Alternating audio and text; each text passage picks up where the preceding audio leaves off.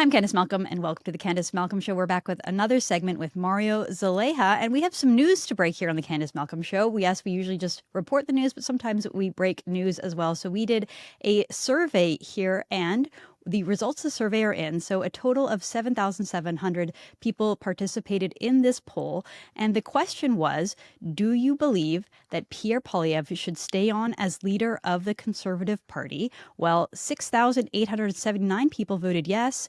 Only 846 people voted no. So 89% approval rating from our poll in the few days after the election for Pierre Poilievre. That's a pretty resounding yes. So, for all of the media's talks, I think there was a clip of Rosemary Barton challenging conservative former Premier of Alberta, Jason Kenney, saying that a lot of her friends are saying that they want to a lot of conservative friends that apparently she has say that they want Poilievre to step down. I guess she's talking to those 11%. Mario, what do you make of this? I haven't seen, honestly, I think any major, honestly, person really come out and saying he needs to be replaced. Everyone is so happy with him. I think his whole team is happy with him. All I saw was nothing but support from the MPs and the MPs elect that didn't maybe get elected into their riding, but they are all behind Pierre Poilievre, including myself. I think he did a phenomenal job. I think he did absolutely great. And we have this uphill battle to fight. And the big uphill battle, the biggest of them all, was Donald Trump and the tariffs. And it wasn't necessarily about the reaction. I truly believe it's more has to do with the fact that it's very similar to what happened in Australia. And, if you dig into Australia, I believe their version of the Liberal Party won a majority, and they won in a massive landslide because the opposition, the Conservative Party, was talking about, deportation. They're talking about all these other things. And to them, they're like, oh, wow, that sounds very Trump. That sounds a lot like Trump. And we have the tariffs. No, no, no, we can't have that. That's literally what happened in Canada. Mm-hmm. Except, I think this is the first time in nearly 100 years where two parties got more than 40% of the popular vote. And so that I think that is very, very encouraging. And I think we are all kind of the mindset and the understanding that in the next election, I think Pierre Poilievre was going to be the next Prime Minister of Canada. I completely agree. Like, I think that there's always hindsight is 2020, and so you can always look back and say things in the campaign. Oh, I wish you had done this. I wish you hadn't have said that. But overall, when we're talking about a guy that got 41% of the vote, that'd be enough to win any other election in the last 2 decades. So it's not like he's done anything majorly wrong. I'm almost hesitant to even criticize him about anything because it's like he massively increased the voter share. He engaged young Canadians. He engaged new Canadians. I saw David Coletto was on CTV with Vasi Capellos talking about how second generation, like first and second generation Canadians were more likely to vote conservative. And that's what helped them in places like the 905. And it was really just like brand new immigrants that were most likely to vote Liberal, which is super interesting.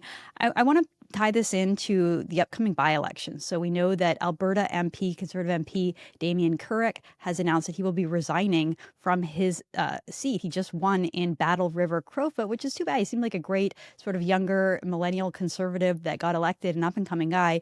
Unfortunately, Pierre Poilievre needs a seat. This is one thing that I was critical of him last week, Mario, the fact that he didn't win his own seat. I think that's like for his campaign manager and for the people around him, that's kind of unforgivable, right? It's like if they knew that the demographics were so different with the redrawing of the boundaries, they should have moved their candidate to a safer riding. They should have done that 2 years ago.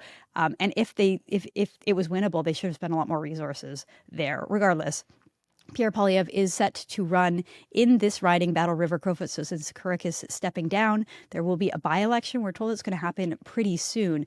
And I want to just tie this all together because one of the other things I was super critical of, and I know you were too on social media, was this thing called the Longest Ballot Initiative, where they just put hundreds of names on the ballot to try to just confuse Canadians, like to a normal average Canadian who doesn't know much about politics. They show up to vote and there's like 100 names on the ballot. It's really confusing. Most people don't, politicians' names aren't necessarily household names to people, right? So they might just go, I'm going to vote for the conservative guy. And then you go and you can't remember his name. And it's just like it's designed to sort of harm. I know this sounds bad, but like it's designed to harm kind of like low information voters or like low intelligence Canadians or like new Canadians that might not speak English or understand the democratic process. Like it's designed to kind of pick off the weakest ones.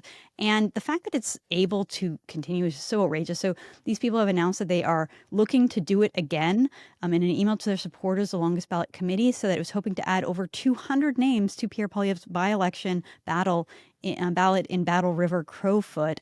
And again, like I don't understand why this is possible. I know you've been critical of it as well. So what's your take on all this? I think it's a mockery of our system.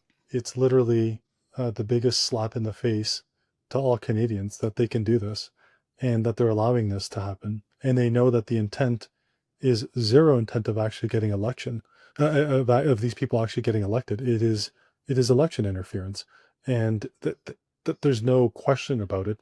And someone sent me a message privately, and they said, Mario, I think there's a way to potentially stop this.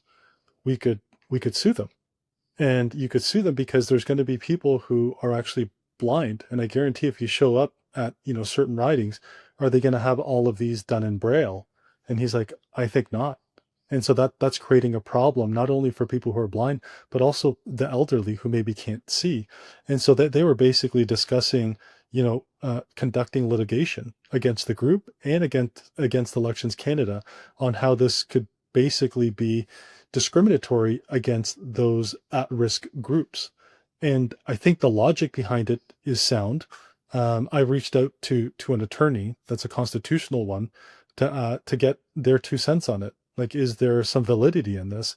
And I did a quick poll yesterday. I haven't had a chance to look at the results, but I think it's going to be a resounding, like 90% people are going to be in on it. But some of the initial comments and the polling was, should we do a GoFundMe, file a lawsuit? And the overwhelming answer is yes. People want to fund it. And I said, I'll start it off with a couple of grand. I will throw in a few grand and let's get this thing going and actually file a lawsuit, because this madness needs to end, and there needs to be repercussions for these types of actions, and that these actions are nefarious in nature and completely done with ill intent. And they even came out and said, we declare victory. Like what we did in Carleton, we feel victorious, and they actually took credit for it. And then so here they are sending out an email saying, hey, we want 200 people now. And my whole thing is like, okay, cool, you do this, I'm gonna get 1,000 for Nepean. And then at what point does it end? And Right. I can guarantee I can rally enough people, enough volunteers in Nepean and throughout Canada to make it happen, where we do it to Mark Carney, and then I'm gonna look like the bad guy, but it's gonna be completely hypocritical. If they Well, do 200, I'm gonna aim for 1,000. I mean, that's the thing about the left, is that they know that, we could do that, but we won't because we respect the rules too much. And I'm for like a lawsuit against them. I just, to me, I looked up the rules, and basically in order to get on the ballot, you have to have 100 signatures, right? And so it seems to me a pretty straightforward change Elections Canada could make. I read on Twitter a whistleblower also saying that Elections Canada was warned about this well in advance. They could have changed the rules in time. Same with the by-election, right? I mean, the by-election could happen it could be announced in the next 2 weeks. So maybe they don't have time to change the rules. But why not just make it 100 unique signatures, right? Like once someone signs for one person, because basically the idea is I think they probably have about 100 people that are part of this group. And so they all sign each other's, and they use their names recycled over and over and over again. And so if it was just once you sign one person's nomination paper, you cannot sign another person's, then that would stop this, because they just won't be able to get enough people. Maybe in a place like Ottawa, but certainly not out in Alberta. Another idea is, if you can have 100 people to sign your nomination papers to get on the ballot, you have to have at least 100 votes, right? When you go through the candidates in Carleton, most of them got fewer than 100 votes, which makes you think, how can you get 100 signatures to vouch for you to be on the ballot, but you can't even muster up 100 votes? If they don't get the 100, they should get fined. Slap them with a huge fine, because that is election interference, it's manipulation, it's mischief. If they were faced with a potential $5,000 fine, Mario, I guarantee this would stop. Like, they wouldn't do it. And you can go back and look, and I think there was at least 20, maybe 30 people who got fewer than that 100. If all those people were slapped with a $5,000 fine, this would never happen again. So there are things like legal mechanisms that could very easily be taken, but the fact that they don't, I totally agree. It makes Canada seem like a joke, like our elections are not secure, and it really undermines public trust, like in the entire integrity of the election. And I just wanted to add one thing too. I don't know if people realize this, but all the candidates had one registered agent. They were all registered by one person, and it was the same person. And so I don't know. Why don't you place a limit of 2, 5? Why 90? Why 50 even? Why 25? Like you don't need to have one person register. Like create some sort of boundaries in place where people can actually respect it. And I think money is always a great deterrent. Money is always a great deterrent. Like maybe, if you register more than one, then that the amount that you then have to pay for a subsequent one goes up to $5,000. Then if you go past 10, maybe it's 10,000, maybe it's 20,000 per. And so that there needs to be some sort of like scale system or whatever the mechanisms are. It's an easy way to resolve. There's solutions. And especially if they knew about it for quite some time. I just find the whole thing ridiculous. Yeah, it's interesting. Like, there's certain things in Canada that you can tell our political system is built upon trust. Like, there's a great deal of like honor and trust built into our system, and you can just see that in 2025, like you can't really go by that anymore. There are so many dishonorable people. There are so many scoundrels out there that just don't uphold that value in public office and in our elections. That you actually need more rules and more laws. We're talking about how Pierre Poilievre has a resounding support of his party, about how 89%, according to our Juno News poll, believe that he should stay on as leader. There are a few things that we were critical. I did a show last week with Wyatt Claypool where we just kind of, sadly, again, the guy got 41.5% of the vote. He did really well. A couple things that we wish he would have done differently and some sort of free advice for the future. One of the things we did talk about was his refusal to go on some of these big American podcasts. I'm not one that believes that he should have gone on every single one, but I do think that Joe Rogan might be an exception. Joe Rogan sort of pushes through the political world and into the cultural space, and he's just such a he's such a force. It's such a big show. He's such a well-known commodity. Like he has been doing this for over a decade now. And Joe Rogan, speaking of the Joe Rogan experience yesterday, he revealed that he did invite Pierre Poilievre on his show, and he declined. I don't know if it was Poilievre himself or his campaign team and his advisors. I just want to play this quick clip, and then I'll get your reaction, Mario. I offered to have that Pierre guy come on the podcast. Really? He didn't do it. Wouldn't do it. Thought it was too problematic. Or whatever. Jordan told me, I forget what he said, but they were telling him not to do it. Like his advisors were telling him not to do it. So I think maybe, look, I would have liked to see Pierre go on Joe Rogan like 6 months ago or 3 months ago, kind of capitalize on his popularity. I can see how like in the final week of the campaign, you might not want to do it just because you want to be seen as being in Canada. But to me, again, Joe Rogan is like, that's where you're going to find this sort of like young Canadian men and women, like so many more people watch Joe Rogan than like any other show combined. And if Pierre could have gone on there and been relaxed and been laid back and shown the other side of himself that we've seen, but that wasn't breaking through to the legacy media, I think it could have helped him. What do you think? I think it's a timing issue. I think you're right. If he did it 6 months ago, it would have gone over well. If he did it 3 months ago, or even 2 months ago, or even a month ago, during the election, or when we knew the election was happening and Trump implemented the tariffs, I think the Liberals would have had a majority. I think mainstream media would have weaponized it to the nth degree. They would have used this on ads. There's so many hate and misinformation ads that happen from illegal actors that weren't registered as third parties with Elections Canada. Most people don't realize is that you can actually run hate ads and, basically what I think are misinformation ads against the public. You can, but I think it would have happened to such a great deal where they will say, look, the same guy that endorsed Donald Trump is now endorsing Pierre Poilievre, and Pierre Poilievre was on a US podcast. I think the overall sentiment in Canada is anything that relays or anything that promotes or even supports the US in any way, shape, or form is bad.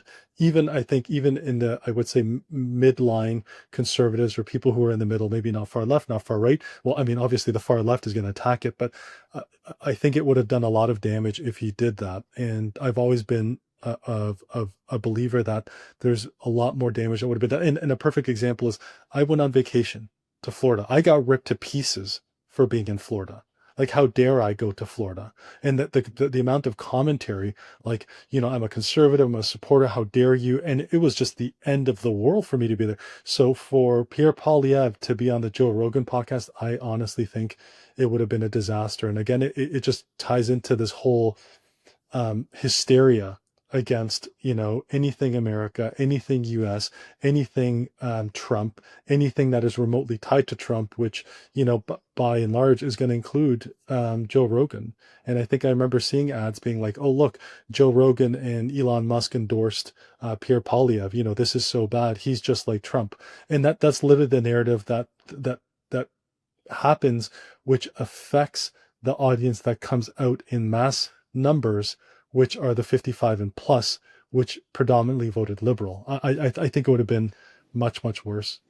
It kind of shows that we still have our work cut out for us here in Canada, right? It's like, I felt good about the election. I felt like independent media and independent journalists across social media really grew, really expanded. We did have an influence. I read the stats on the show yesterday. Our videos got viewed 14.22 million times. Our website got visited over 9 million times. Like, we broke 413 stories during the campaign. Like, we were pushing the needle. We were having influence. But I think you're right. Like, the idea behind going on Joe Rogan is that you push past the commentary and you just go meet the people where they are and go talk directly to them.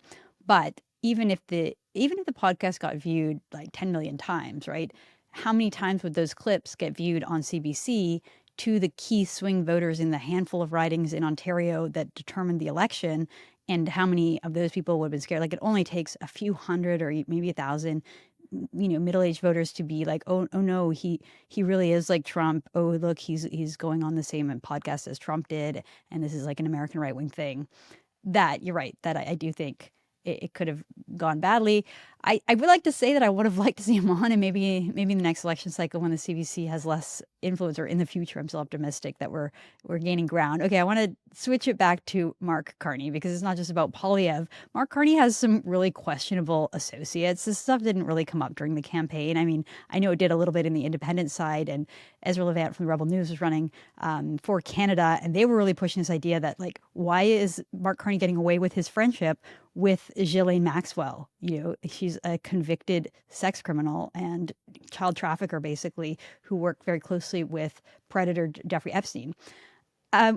Also, news came out that Mark Carney had also a questionable friendship with Prince Andrew. He now faces questions over this dinner that he had with Prince Andrew. He was hosted at Buckingham Palace while he was the governor of the Bank of England. Likewise, Mike Myers, right? Mike Myers was a pretty predominant part of the beginning of the campaign launch for Mark Carney. This idea that this American celebrity that's sort of known as being Mr. Canada, Mike Myers, sort of beloved by the boomer crowd, I guess. Not the boomers that are watching my show, but like the liberal boomers, I guess. Well, this story came out. It was kind of shocking that Mike Myers may be the first celebrity named in the Diddy trial, another accused, sex criminal, again, with minors. Like, it seems like there's a lot of really kind of shocking and very, very, I was going to say creepy people who live in these high circles, these high society circles, whether it be Hollywood or, I guess, high financial circles in New York and London, the Royals in London. It seems like Mark Carney is a part of a lot of these circles, and there's a lot of people being exposed for just absolutely predatory behavior, including with children. The fact that Mike Myers is named in the Diddy trial is really concerning to me. And then the fact that just recently Carney chose to associate with him. I don't know if he knew that this was coming, but it really, again, the legacy media has no interest in this stuff. They'll never cover this stuff. But I think Canadians are rightly like a little bit disturbed by it. What do you think? Yeah, I mean, it's interesting because when you bring up the Maxwell Epstein situation, mainstream media would not touch it. No. They would not touch it. They would not talk about it. I think he was maybe asked about it once. Actually, I don't even think he was. I don't have a memory of him directly being asked about this or the story even running. It was almost like this was like AI or some sort of conspiracy theories. The only people that were talking about it were independent media and people like myself. And obviously it was very concerning because, I mean, if I could guess the views just on that topic alone, it had to have been over 50 to 100 million views at minimum. And there still is concern because people are still bringing it up, and he still has not addressed it head on. For the Buckingham Palace, that one's actually concerned. It's more, I believe it was more than one dinner. From my understanding is there was multiple dinners that were had that Prince Andrew would host, and he would host people like Mark Carney and I think other bankers or influential, but I thought it was several dozen. Like it was quite a bit, and he said that they were actually parties, and so those are things that obviously are concerned because we don't know what it was, right? It could have been this kind of big boys club that who knows what they're doing at any given point in time, but there are these odd connections. The Mike Myers, I don't know much details about it other than I think they asked the jurors, like, do you know who Mike Myers is? And obviously, he was one of the biggest endorsers of Mark Carney during the election. And so I think these are all very real and valid questions that people have that I think it would just be so simple to just address head on. And I don't understand why media needs to shy away from it. It's not a conspiracy theory. No, this is the Daily Mail, which is one of the biggest UK newspapers. I'll read the headline right here. Mike Myers and Michael B. Jordan are first celebrities named in Diddy trial. The first two celebrities to be named in the Diddy trial were Mike Myers and Michael B. Jordan. Their names were read out to a potential jury from a list of people and places that may come up throughout the trial. So that's a fact. Those were the first names, the first people named. So I don't know. Maybe there's no smoking gun. Maybe it's just a coincidence. Maybe he's on trial for some other reason. I'm just saying that there's no curiosity in the legacy media, right? We can now link Mark Carney, our prime minister, to some of the biggest sex trafficking and child abuse stories of our time, of our lifetime, of the century, right? Whether it's Jeffrey Epstein, whether it's Diddy, even the story that we broke earlier in the campaign, Mario, on the Tavistock Clinic, notorious for abusing children, and Mark Carney's own daughter went there for therapy, right? So we have him linked to these incredibly nefarious world events, and the media is not only are they just totally disinterested in it, they actually actively play defense for the prime minister, coming after people like me, coming after people like you for daring to even noticing this stuff. I mean, it's almost a tired game to play, but could you imagine if Pierre Poilievre was linked to any of this stuff or linked to any kind of known child predator? It would be an unrelenting news story that would destroy his career. We know that because it's happened before, right? But when it's Mark Carney, this liberal, they will not allow anyone to talk about it.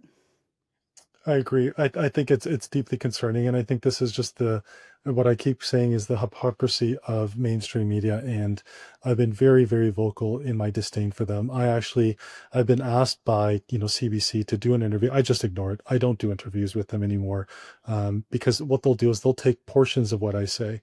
I could say, Mark Carney's, great at international policy, and then they'll stop it there. See, the biggest, the biggest, the person with the most criticism against Mark Carney's promoting him now. See, he's the greatest, and that's literally what they will publish. But they won't publish the other half that says his domestic policy is awful. Our problems are all domestic. It's not international. Right now, it's Trump. That's a temporary measure of a 4-year term, but a big problem. I can elaborate so much more, but they will cut off every other piece. And that has always been my consistent experience with mainstream media. And I always tell people that you have to take everything with a grain of salt because there's always more to the story. And I find that there's this new wave of, citizen journalism, independent media that is taking such a stronghold. And I think it's for the exact same reason why, and I think you and I briefly discussed it, offline, but, why Fox News is now significantly bigger in viewership than CNN or NBC. People have completely lost trust in what they say. And when you give people so much propaganda, especially when it is state-sponsored propaganda and they are getting billions of dollars, and Mark Carney saying, we're going to give them more money because we need to fight disinformation. What? It is the most unbelievable thing in the world. The CBC, people don't realize that CBC's funding, I think, is more than 2x of CSIS. Imagine just hypothetically speaking, that Fox News got twice the budget that the CIA gets. That would make international headlines. What on earth are we doing? We're not a serious country. at this point, and Well, no we one would care respect America. we care more about pushing propaganda and brainwashing Canadians than we do about the actual physical safety of Canadians and ensuring that there aren't like foreign actors interfering in our country. Wow, that really spells it out better than just about anything else. All right, Mario, thanks for your time. We really appreciate you coming on the podcast, and we hope to see you again soon. For sure. Thank you so much, Candice.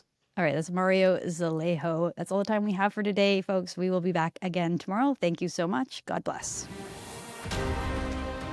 You're watching Juno News, Canada's fastest growing independent news network. Our team works day and night to bring you nationwide coverage of the issues that matter. Honest reporting of the stories that put Canadians first. From far and wide, Juno is doing the work to turn the dial in the right direction, bringing you the news from the field and in the studio. Wherever it takes us, we get the job done.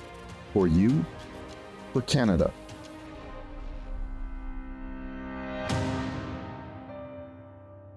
Subscribe today and help us replace the CBC. Go to junonews.com to join the fight.